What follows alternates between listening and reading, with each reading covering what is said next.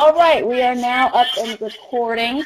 Welcome, everybody, to Radford University's first ever online information seminar for the master's programs in English. Give ourselves a big pat on the back for utilizing technology so innovatively. We're also pleased to have our participants with us today. And before I get started, I'm just going to point out some features. At any point, you can ask us a question down on the chat. Just move your cursor to the little space, ask the question, and we will see it and be able to answer your questions hopefully in real time. If at any time one of our participants, or I believe the host, the four folks you see in front of you, have a point or information they want to make sure you get, they can type it down in our discussion notes to make sure that everybody sees properly the information that we want to share. So, the first thing I'm going to do is introduce all of our participants today. First of all, we have Dr. Amanda Kellogg, and she's the program coordinator for the English department here at Radford University. And we know that you teach, you're a member of the faculty, but what does it mean to be the program coordinator? Okay, hi everyone. Yes, I am the program coordinator. This is actually my very first year in that position. I took over for Dr. Paul Wachowski, who just recently retired. Being the program coordinator really means that I am a resource for people who are interested in applying to our program. They can meet with me to talk about all of the kinds of things we're going to talk about today, funding and the kinds of courses that we offer here. And then as the students enter our program, I continue to work with them. So I serve as an advisor. I'm also a graduate student mentor, which is something that Dr. Paula Tano will talk about in a little bit. So I do get to do some teaching, but I also get to do this really cool work of finding the best graduate students for our program. Now, where did you get your educational background from? Where did you go to college? So my undergraduate degree is from University of Virginia, and my master's in education is also from UVA, which is super unpopular now that I live like right across the river from Tech. And I got my PhD in early modern literature from the University of North Texas. And how long have you been here at Radford? This is the start of my third year, so I'm fairly new here, which is really exciting. And this is my first year as program coordinator. So what is your favorite thing to teach? What do you love to talk about?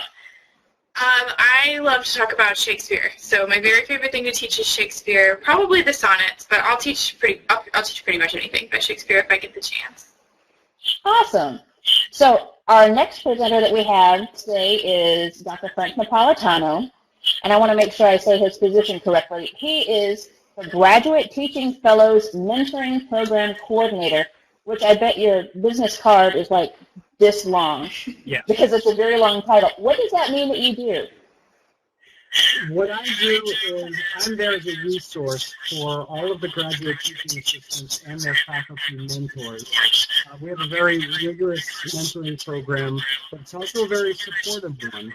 And I'm there to coordinate all of our activities, our teaching development seminars, and just to be there as a resource on a day-to-day basis.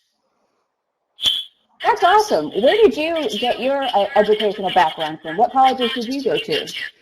I got my undergraduate degree from Merrimack College in North Andover, Massachusetts, and I got my master's and PhD in English literature from the University of Connecticut. Awesome.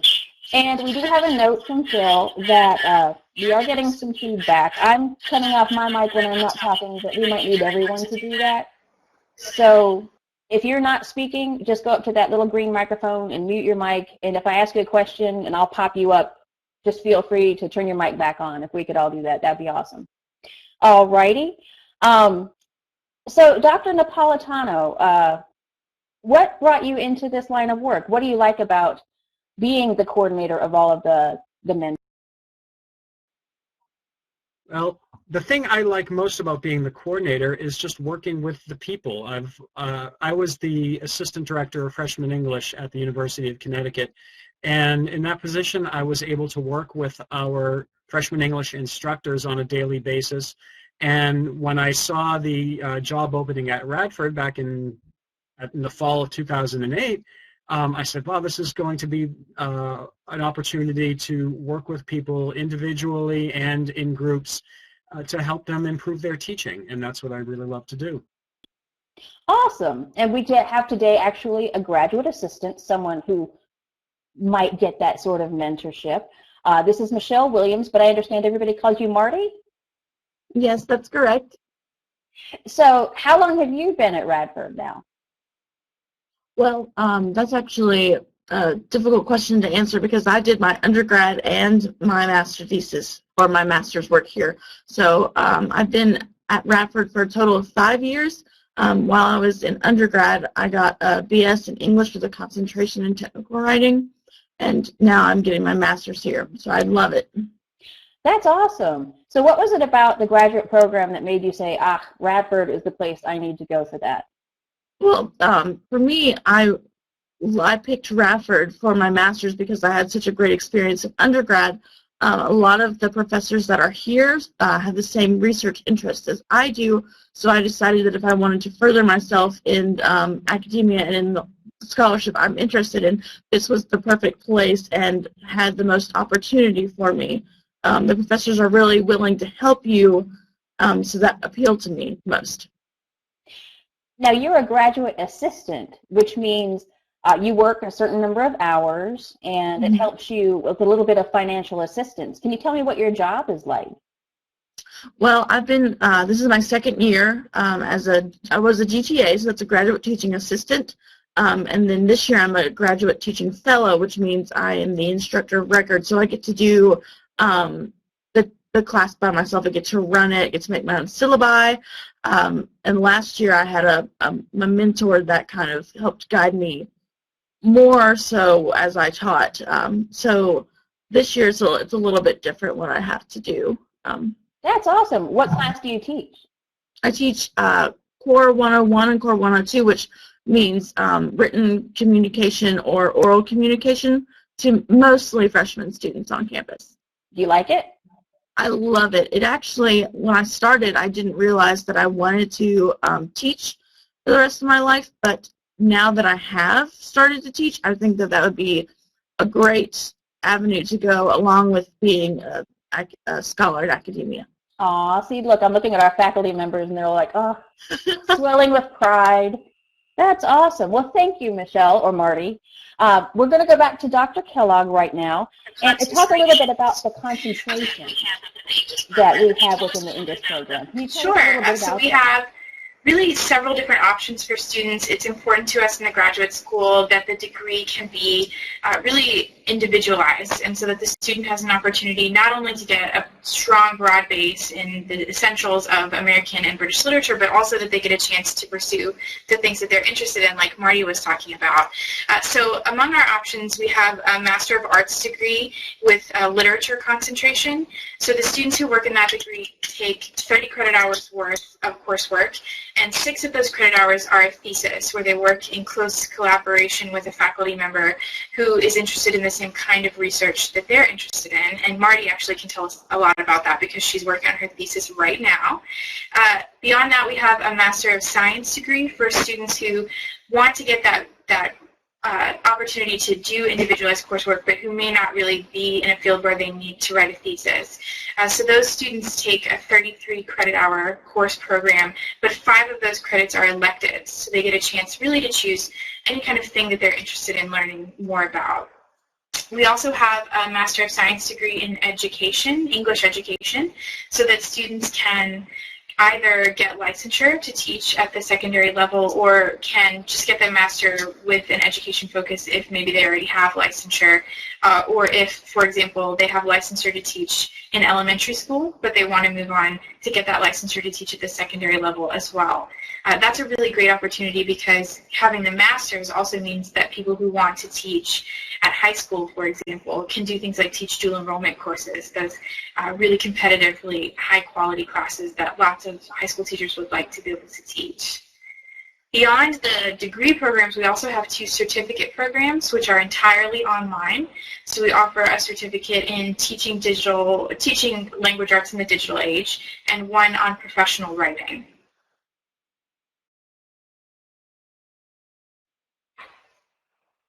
I'm sorry, I'm typing while you're talking. No, that's I'm okay, putting that's notes great. down here. In the digital age, And one on and professional writing. So both of those certificate programs are entirely online, and they offer a lot of flexibility. So, for example, the professional writing certificate, which prepares people who maybe want to get a job in technical writing, but also people who are professionals that would like to strengthen their writing or to be more competitive in making sure that they're ready for social media and the kind of writing that we have to do now in the digital age, can take any of those courses in any order that they want, except for one course, which is the capstone. So people can do it in the summer, they can do it during the winter. There are lots of opportunities to make sure that you get to take the classes on your own time, even if you have a job. now, if you wanted to focus on the literature concentrations, either with the Master of Arts with a thesis or the Master of Science with no thesis, what kind of career future would you be looking for there? So our MA and MS students go on to do all kinds of incredible things. We have, every year that I've been here, which admittedly this is only my 3rd year, we send someone to the Peace Corps, so that's an avenue. We send people to law school after the master's degree. We have lots of individuals who go into teaching or into AmeriCorps, a lot of kind of teaching-related positions in AmeriCorps. And then we have students every year who apply to PhD programs who really want to teach at the college level. Marty's nodding because that's maybe what she's thinking about. So we have students who want to go on to the next step as well, and you need the master's really to be competitive for that kind of. We do have a question from Meg, and she wants to know if you can take the certificate while you're taking a master's program. Great question, Meg. So the certificate programs, absolutely, you can take some of the certificate courses as elective credits. So you get, if you're working on an MA, 2 elective credits, 2 elective courses, and if you're working on the MS, you get 5. So you could take some of those courses and then maybe supplement a little during the summer or over some of your breaks to end up getting a master's degree and also completing at least part of the certificate at the same time. So what would be a case where you might want to do, for example, the professional writing certificate? So the professional writing certificate is fairly new. It seems like there are all kinds of different people who are working on it right now. So, for example, one person who comes to mind is someone who works at a university doing kind of university relations and leadership work, and they find this certificate option really appealing because it gives them a chance to think about being competitive for jobs that ask for social media marketing and writing experience.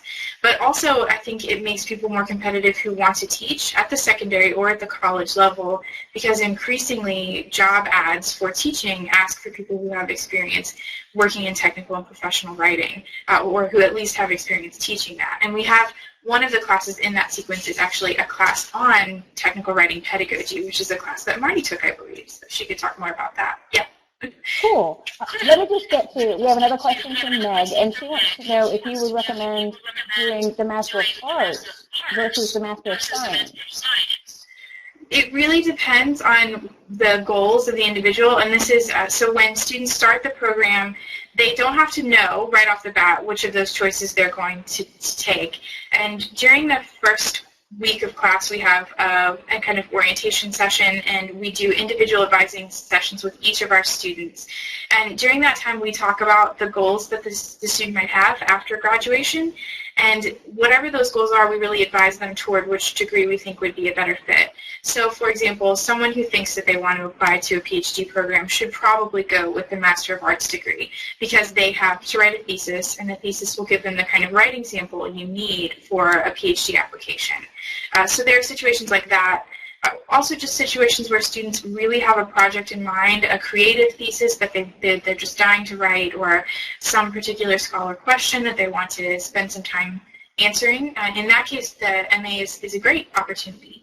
In other cases, for people who maybe are already teachers but who want to get the master's so that they can teach more diverse kinds of English classes, the MS is totally fine. And for a person who doesn't want to write a thesis, that's a completely viable option. But it really depends on what Meg wants to do after she's done with her master's.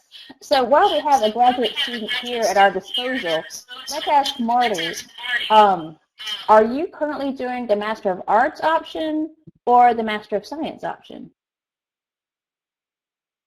Well, I'm currently doing an MA, so Master of Arts, so I could do my thesis. I really enjoy researching Joyce, so I decided that this would be a way to take what I have done with Joyce in the past and kind of create a bigger version that I could take to the Joyce conference in Rome. I've been once already, but I would like to go again and continue to be a Joycean, so I figured that this would be the best way to advance myself as a scholar by working on a thesis with the disposal of professors who know the research. That sounds awesome. Tell us a little bit about your trip to Rome. What did you do? So first I worked on a paper with Dr. Pavishka, and we collaboratively wrote an abstract and sent it to the James Joyce Italian Foundation. Once I got accepted there, the graduate college actually helped fund my trip to Rome, and then I presented my paper to the whole foundation, full of James Joyce scholars who have dedicated a lot of their lives to this research. So that was a really big opportunity for me, I'm only 22 years old, so I was starstruck. And the process that took was very nerve-wracking, and I didn't think I could do it. But with the professional help here at Radford, I actually accomplished more than I would have ever dreamed of. So that was an excellent experience for me. What would be your dream job then, you think? We know that you probably want to get your full professorship, but then, like, what does that entail, do you think? Well, I would love to get my PhD. I'm actually going to try and get my PhD in Comp Ret at Virginia Tech, but my dream position would be to teach Irish literature, or I really have a passion for composition and rhetoric and Irish literature, but also technical writing. So just a plug for the teaching technical writing pedagogy class that we were talking about. That is an excellent course if anyone comes and decides to take the technical writing certificate, because you come out not only knowing the history of the scholarship, but you come out with making your own syllabi, you come out with knowing how to do a textbook referral, you analyze textbooks. It's things that I would have never thought to do as a teacher. I learned in that class. It was a great opportunity and well worth my time. That sounds terrific. Did someone have a comment they wanted to throw in there? Oh, we have something from Dr. Kellogg. Let me pop her back up in here. If you want to comment down there to what Frank was saying. No, I did. Dr. Paula Tano was right about all of those other jobs that people have done from the department. He's been here longer than I have. He has a great track record with keeping track of all the students and what they're up to. I was just noting about Marty's point, even students who don't enroll in the certificate for professional writing still have the opportunity to take some of those classes. So students who want to get an MA or an MS, but who would really like to be able to use that teaching technical writing class as a talking point can still enroll. So it's available to all of our students. Well, let me put Dr. Napolitano back up here then, and you can build on what you mentioned down in the chat section. I'm sure you work very closely with all of our grad students, especially those who are teaching fellows. Tell us about some of the fields that our graduates have gone on to do. Well, in addition to the ones I mentioned in the chat, technical writing, marketing, web design, consulting, and insurance sales, we also have a recent grad of ours who has taken up a career in politics. She's now working in the city government in Washington State. So we have a lot of those transferable skills that employers of all different kinds want.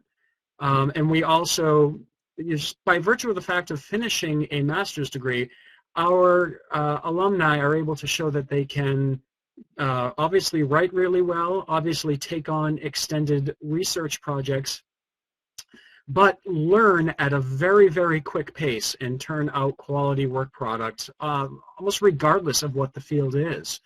So it's a very, very versatile I would imagine that degree you to work have. more hand in hand with our English education students. Is that true?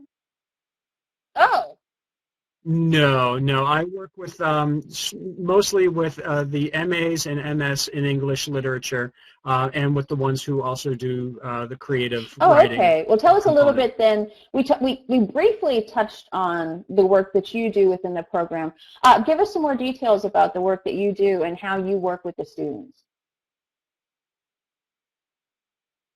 Well, I work with the students pretty closely, even from the summer before they come in. I act as a liaison between them and their faculty mentors.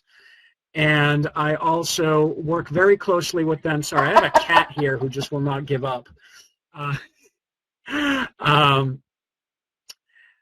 work very closely with them and their faculty mentors, making sure that the pairings of the teaching teams all work out so that they're as productive as possible. I am there to talk to them on a daily basis if they have any problems that arise or concerns that arise in the classrooms, and to share in any of the successes that they have. I also work with the second-year graduate students on developing topics for our monthly teaching development seminars. And in those seminars, we talk about really any topic that is of use to a teacher of freshman composition. And those can be anything from, how do I lead discussion in my classroom, to what is the type of persona that I want to have in the classroom? What do I do if somebody plagiarizes? All different things that writing teachers have to ask themselves at one time or another. We try to provide people with the resources and the answers beforehand, so that they have those answers before they're on their own. I think a lot of students, if you learn that you're going to be, well, one, working with a professor and then later on teaching your own classes, that they'd feel like, oh my goodness, they're going to throw me into the deep water. But here it sounds like you all work very thoroughly with each student, so they know if they are going to be a teaching fellow or something like that, that they are adequate and prepared and ready for whatever challenge might come their way.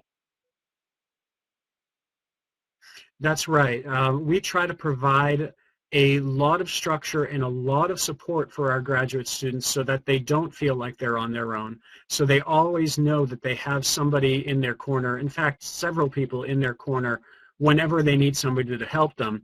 And we also provide them with the opportunities to grow as instructors. So we will provide them with lesson plans, and we'll provide them with models for things at the beginning of the semesters, the beginning of their first semester.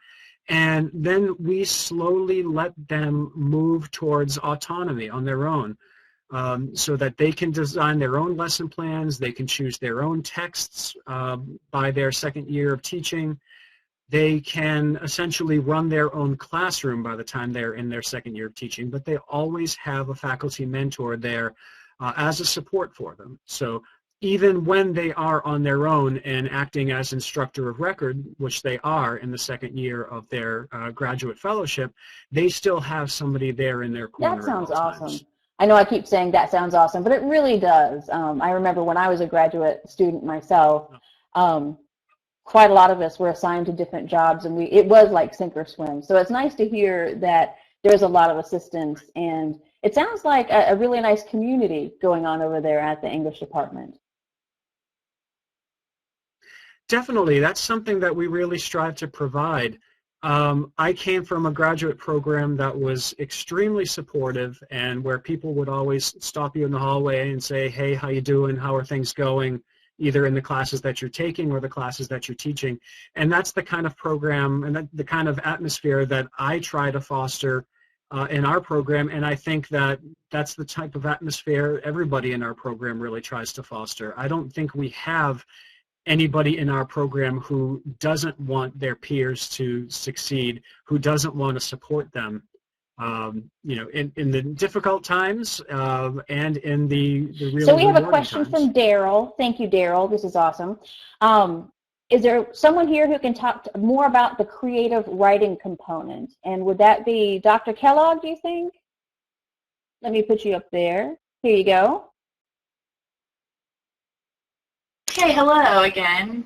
Yeah, I'm coming back on. So we have a number of creative writing classes at the graduate level. Our faculty, and we'll talk maybe more about this with Meg's question in a minute, teach classes on creative nonfiction and poetry and fiction. So we have an opportunity for students who are interested in creative writing to take those classes. The biggest, I think, most wonderful component of the creative writing option is that students who are working on an MA can choose to do a creative thesis. So they could, for example, I'm actually on 3 creative thesis committees right now. I have one student who is working on a poetry collection, and I'm just a reader for her committee. And I have one who's working on a short story collection, and then I'm actually the chair for someone who's writing a play. So students can have the opportunity to work on their own creative writing with the help of faculty mentors. And the final project is really a text, a creative text that's supported by some kind of scholarly introduction where they have a chance to situate their own writing in a tradition, right? A theoretical tradition and also a creative tradition. So it's really great for people who are interested in doing some more creative work.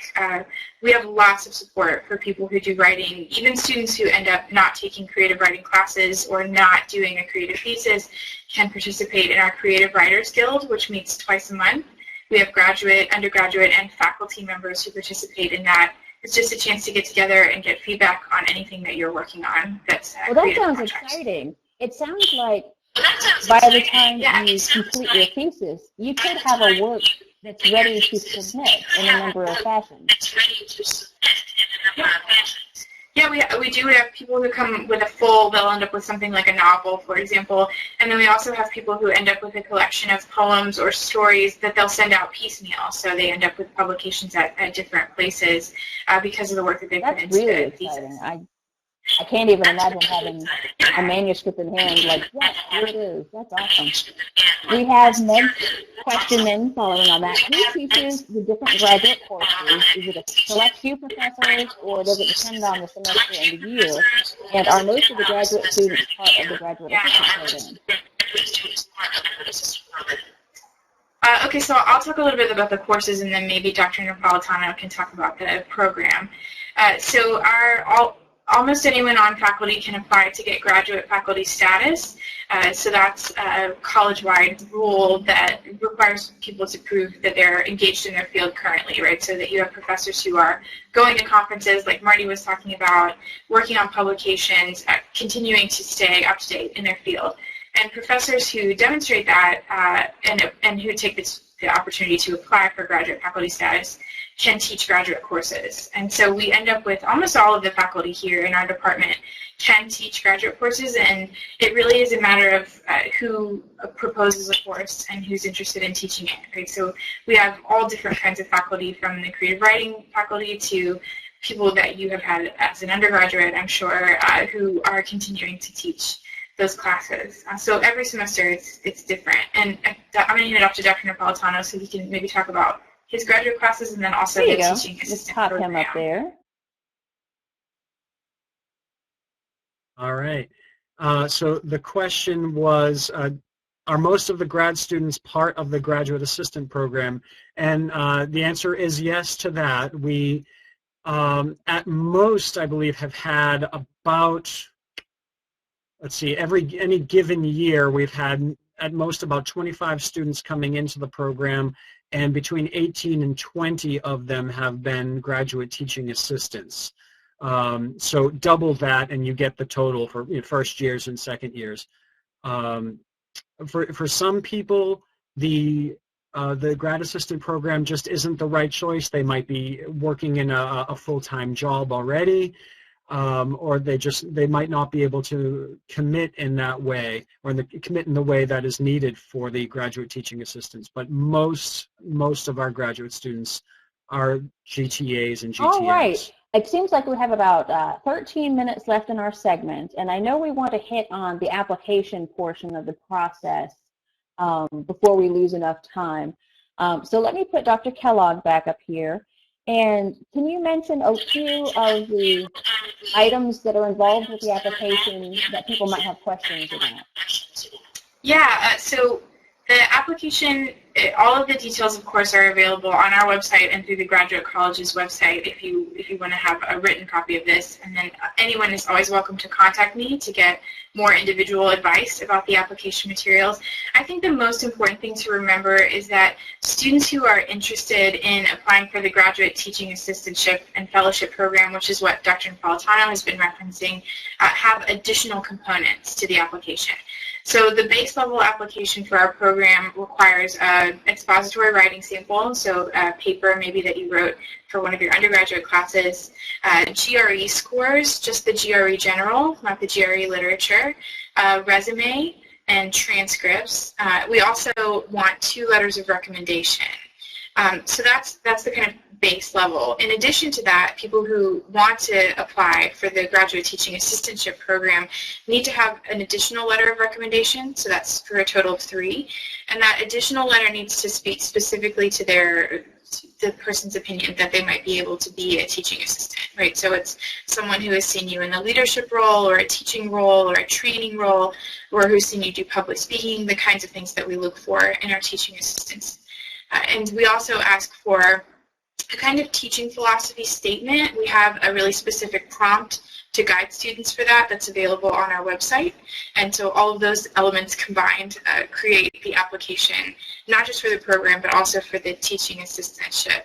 And I would say a lot of students are interested in the teaching assistantship program because it's our best funding opportunity. Students who are accepted as GTAs get full tuition remission, which means that they don't have to pay tuition for a full-time graduate level, which is 9 credit hours a semester, for 2 years. So they're essentially all of their courses are free.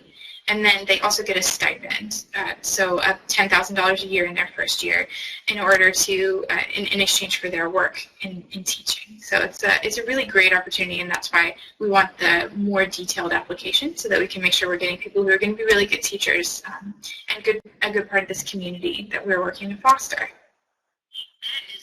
That is an amazing benefit. I hope everyone was listening right when you said that. But I want to make sure I get your email and Dr. Paula Tano's too, in case anyone has questions for you later. Can you go ahead and give me your email so I can put down here in the notes? Oh, there we go. And then Dr. Paula Tano, if you want to go ahead and put yours down here as well.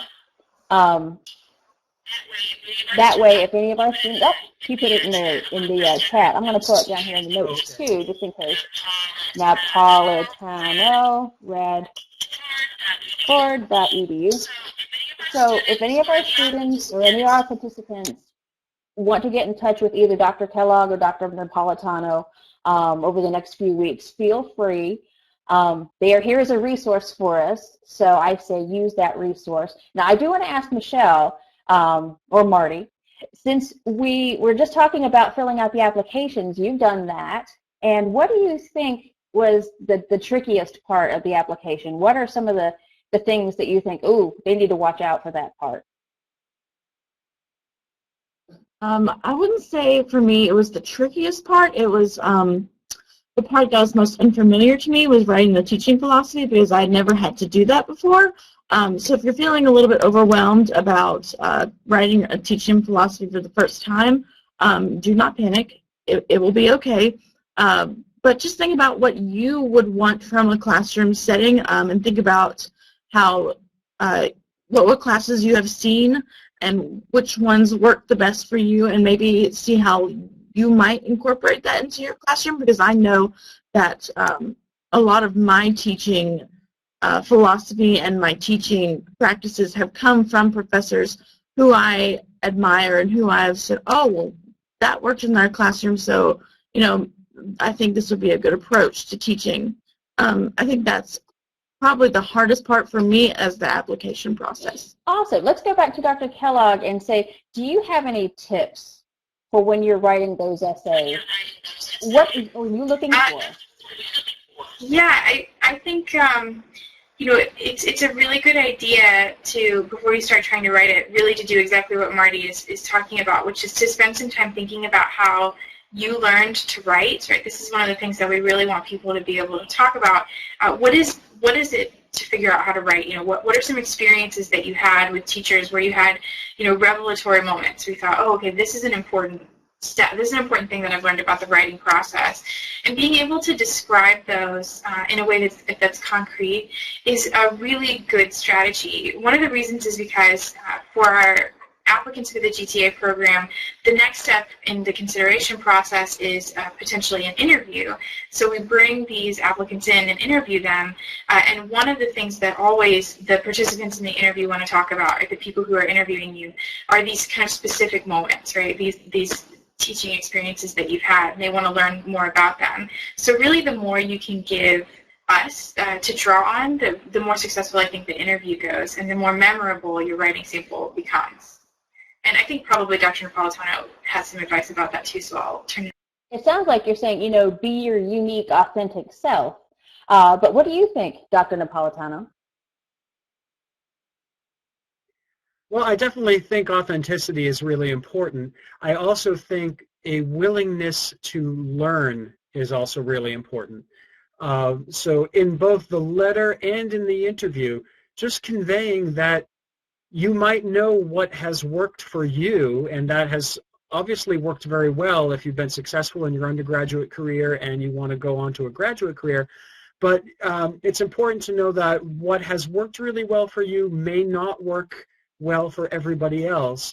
And you want to communicate that you're willing to learn from people who have been doing this job for a while, how to adapt to different situations and different people's needs. That is actually bringing me to what I wanted to ask you about a second ago. I was like, I'm going to ask Dr. Napolitano this, and that segued perfectly. If you're an undergraduate and you're thinking about applying to Radford's graduate program in English, what are some qualities and the best habits, the best practices of successful graduate students at Radford? Well, I think one of the best qualities of any academic, whether it's an undergrad, a grad student, or a professor, is to never stop learning and to never stop being open to learning. So that's one thing that I think is really important. A second thing is to be really proactive about doing your work, treating it like a full-time job. It's very different from undergraduate work in that you really have to make every moment count. I mean, you definitely take time for yourself, but you want to make sure that you are doing your job for both the classes that you take and for ones that you're teaching in. So a good, strong work ethic and a sense of proactiveness is really important. And then also a sense of professionalism, that you are you are working with faculty on a much more collegial level than you ever had before, and you want people to have confidence in you. All right, you want people to know that even if you don't know the answer, you're going to find out what that answer is, and you want them to know that obviously you're not expected to know everything or to be able to do everything well, but you're going to work hard to be constantly improving. I think that's something also that we want to see. And also just to represent yourself well, represent yourself professionally in front of the undergraduate students. They want to know that they're in good hands and that they have a strong, professional, and well-informed instructor who's all right, we just have a few more minutes left, so I'm going to go around through all of our hosts today, all of our presenters, and we'll just do some final comments. So we'll start with Dr. Kellogg. Last words you want people to remember as we wind up the day. So first of all, thanks for everyone who is participating. I really appreciate Dr. Napolitano and Marty and Penny for you being here as well. I think this is a great step for us to have something like this available. I think the last thing I would say is, I was just thinking about what we were talking about in terms of student success. And Graduate students, I find, do a lot better when they find a role model or a mentor, someone who's willing to work with them, and someone whose advice they're willing to take. And I think that Radford's program is the perfect place to find those kind of people.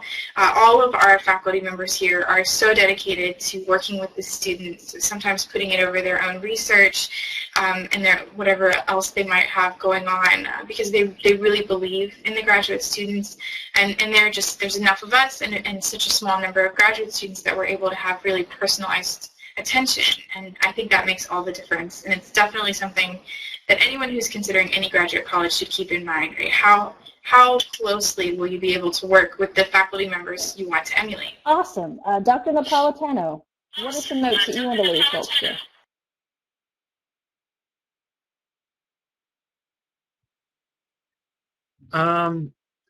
It's difficult for me to think of something to add on to the word salad that I already gave a minute ago. But I would say that if you get into graduate school, and if you get an interview for the GTF mentoring program, it's for a reason. It's because you deserve to be there. And I think that it's important to always have confidence in yourself and always have faith in yourself, where you might suddenly feel like a very small fish in a very, very big pond, but you're there because a lot of people have faith in you. And I think if there's one thing I could say to a lot of graduate students is that I wish they could have that same faith in themselves. I love that. And finally, we finish off with Marty. I was about to call you Michelle again. Marty, what are some last tips, hints, ideas you might have for all of these aspiring grad students? Well, I just want to echo what Dr. Kellogg and Dr. Napolitano said. We do have a great faculty here that is really supportive for all the students, and I think it's a great community that has a lot to offer for individual students. Like we said, we have technical writing, creative writing. Something else that I'm a part of is the Writing Center. That makes you look great on a CD because you're working with many students, but also you learn from the students that you help. So that's another great opportunity. So I feel like Radford gives you the opportunity to find what you want to do as a person. It's not a cookie cutter community. You find what you want, and you are genuinely happy with what the courses you take. That is terrific. I really appreciate those comments, and I feel the same way about Radford. I want to thank all of our presenters today. We have Marty Williams, Dr. Frank Napolitano, and Dr. Amanda Kellogg. Feel free to contact Dr. Kellogg and Dr. Napolitano if you have any future questions, any follow-up questions. For more information about the Master of Arts or the Master of Science in English graduate programs at Radford, go to radford.edu. Go to the admissions drop-down. You'll find the graduate college. Just click on it, and you'll find a wealth of information, everything from how to apply to what to expect once you're admitted. So thank everybody for joining us today. This program is being recorded, and so it will be posted, and encourage other folks that you know to listen to it and get some good information. And thank you so much, participants, for being with us today. Hope you had a really good time with us, and I just appreciate all of you. Y'all have a good afternoon. Thank you.